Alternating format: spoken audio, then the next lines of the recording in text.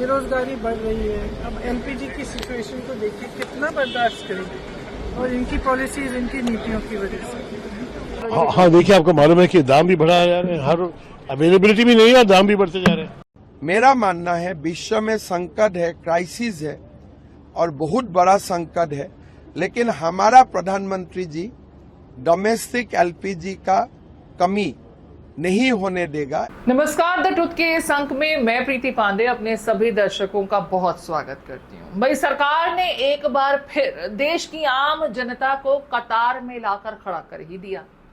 आप तो जान ही रहे हैं कि इजराइल ईरान जंग के बीच पैदा हुए हालातों के चलते तेल की अचानक किल्लत होने लगी है। स्टेट ऑफ हॉर्मुज को लेकर जो हालात बने हुए हैं, अगर यही हालात आने वाले दिनों में जारी रहे तो ऐसे में आने वाले कुछ ही दिनों में एलपीजी की जबरदस्त किल्लत हो जाएगी, जिससे हाहाकार मचना तय है। आलम यह है कि जगह जगह से तस्वीरें आने लगी हैं, जिससे साफ है कि लोग एलपीजी गैस खत्म होने पर सिलेंडर के लिए गैस एजेंसियों के दफ्तर के बाहर कतार लगाकर खड़े हो रहे हैं, लेकिन सिलेंडर की आपूर्ति मांग के अनुरूप फिलहाल हो नहीं पा रही। एक बार फिर जरूरी सेवाओं के लिए आम आदमी को कतार में खड़ा होना पड़ रहा है। वैसे ये सब आपके लिए तो कुछ नया है नहीं। आप कुछ साल पहले नोटबंदी के बाद एटीएम और बैंक के बाहर घंटों कतार में रह चुके हैं। कोरोना काल में ऑक्सीजन के लिए भी यूं ही मशक्कत कर चुके हैं, बल्कि शमशान में अपनों की अंत्येष्टि के लिए भी घंटों, कई दफा तो 2-2 दिन तक कतार में रह चुके हैं। अब तक तो आपको कतार में खड़े रहने की आदत पड़ ही चुकी होगी। कांग्रेस ने तो बाकायदा इस संदर्भ में ट्वीट भी जारी कर दिया, जिसमें लोगों को पहले की कतारों में खड़ा दिखाया गया और अब एक बार फिर सिलेंडर के लिए कतार में खड़े लोग दिख रहे हैं। प्रतिक्रियाएं भी हैं, चलिए सुन लेते हैं।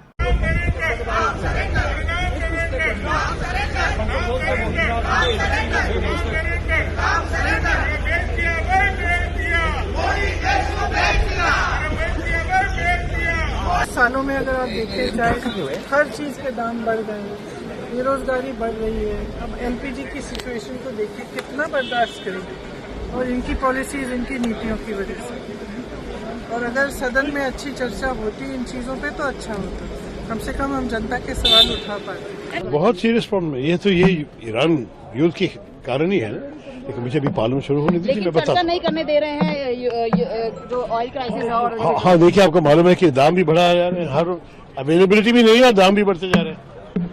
वैसे बिहार, हैदराबाद, दिल्ली से सटे नोएडा, गोरखपुर, अयोध्या, मध्य प्रदेश के भोपाल से भी वीडियोस आने शुरू हो चुके हैं। दिल्ली में तो आलम यह है कि हाईकोर्ट की कैंटीन में मेन कोर्स मील फिलहाल अगले फैसले तक के लिए सस्पेंड कर दिया गया है। इसका बाकायदा नोटिस सोशल मीडिया पर वायरल हो रहा है। प्रतिक्रियाएं सत्ता पक्ष और संबंधित व्यवस्थाओं की तरफ से भी आ रही हैं। गठबंधन भ्रम फैला रही है। भ्रम में रहने की कोई जरूरत नहीं है। देश के पेट्रोलियम मिनिस्टर हरदीप पुरी जी ने आश्वस्त किया है कि किसी को घबराहट लाने की जरूरत नहीं, चाहे पीएनजी हो, एलएनजी हो, डीजल हो, पेट्रोल हो, ये देश सुरक्षित है। अतिरिक्त भी बढ़ाने का निर्देश दिया है और कोई भी कालाबाजारी करता है तो शीघ्र कार्रवाई करेगी सरकार। एकदम जनता को सारी सुविधा मिलते रहे, इसका पूरा प्रयास करेगी। देखिए, जब कोविड हुए थे, लोगों ने ये बोले थे कि हमारा देश में ऑक्सीजन का क्राइसिस होगा, लेकिन प्रधानमंत्री जी ने ऐसे स्थिति को संभाला कि किसी को ऑक्सीजन का कमियां महसूस होने नहीं दिया। मेरा मानना है विश्व में संकट है, क्राइसिस है और बहुत बड़ा संकट है, लेकिन हमारा प्रधानमंत्री जी डोमेस्टिक एलपीजी का कमी नहीं होने देगा। नहीं, ये समस्या है और इसको राज्य सरकार काफी संवेदनशील है और उसको इस पर विचार मंथन हो रहा है, बैठकें हुई है और चीफ सेक्रेटरी और पूरा सरकार जो है इस समस्या के प्रति काफ़ी संवेदनशील है और नहीं, सभी लोगों को निर्देश दिया गया। ये चूंकि हम लोग के बस की चीज़ नहीं है, इसलिए इस पे किस प्रकार से इसको टैकल किया जाए सो दैट कोई गंभीर समस्या नहीं हो और बेसिक जो काम है वो चलता है। अब जब सत्ता पक्ष की हम बात कर ही रहे हैं तो आपको बता दें कि एलपीजी गैस सिलेंडर की किल्लत को लेकर आ रही खबरों के बाद केंद्र सरकार सुपर एक्टिव मोड में है। सरकार ने घरेलू गैस उपभोक्ताओं को प्राथमिकता देने के साथ कई कड़े कदम उठाए हैं जिससे राहत मिल सकती है, ऐसी उम्मीद की जा रही है। मिडल ईस्ट संकट के बीच सरकार ने कालाबाजारी और जमाखोरी रोकने के लिए कड़े फैसले लिए हैं। एस्मा लागू कर दिया है। सरकार ने आम एलपीजी सिलेंडर धारकों से कहा है कि वो घबराएं नहीं और सभी को पर्याप्त गैस आपूर्ति के लिए ठोस इंतजाम किए गए हैं। कमर्शियल गैस सिलेंडरों की आपूर्ति पर सुचारू तरीके से सप्लाई जारी रहे, इसके लिए होटल रेस्टोरेंट एसोसिएशन और अन्य पक्षधारकों से बात की जा रही है। सरकार ने एहतियातन 6 बड़े कदम उठाने का फैसला लिया है, जिसके तहत रिफाइनरी और पेट्रोकेमिकल इकाइयों को घरेलू रसोई गैस की निर्बाध आपूर्ति के निर्देश दिए गए हैं। सरकारी और निजी क्षेत्र की रिफाइनरी को एलपीजी उत्पादन अधिकतम करने के आदेश दिए गए हैं। जमाखोरी और पैनिक बुकिंग को रोकने के लिए सिलेंडर बुकिंग के अंतर की अवधि को 21 से बढ़ाकर के 25 दिन कर दिया गया है। घरेलू पाइप वाली प्राकृतिक गैस, जिसे आप पीएनजी के नाम से जानते हैं, साथ ही वाहनों के लिए सीएनजी और घरेलू एलपीजी को प्राथमिकता दिए जाने की बात कही गई। रेस्टोरेंट, होटल में कमर्शियल सिलेंडर की कमी को देखते हुए ओएमसीज के एक विशेष समिति बनाई गई। अतिरिक्त उत्पादित एलपीजी को सिर्फ 3 सरकारी कंपनियों आईओसीएल, बीपीसीएल और एचपीसीएल को ही बेचा जाए, ये फैसला भी लिया गया है। वैसे सरकार ने ये जो तमाम कोशिशें शुरू की हैं, इससे कुछ दिनों के लिए किल्लत में डिले हो सकता है, या हो सकता है कि थोड़े सी मशक्कत के बाद आपको सिलेंडर मिल जाए, पेट्रोल मिल जाए। जो गैस प्रोडक्ट्स होते हैं, पेट्रोलियम प्रोडक्ट्स होते हैं, उसकी आपूर्ति कुछ दिनों के लिए और एक्सटेंड हो जाए।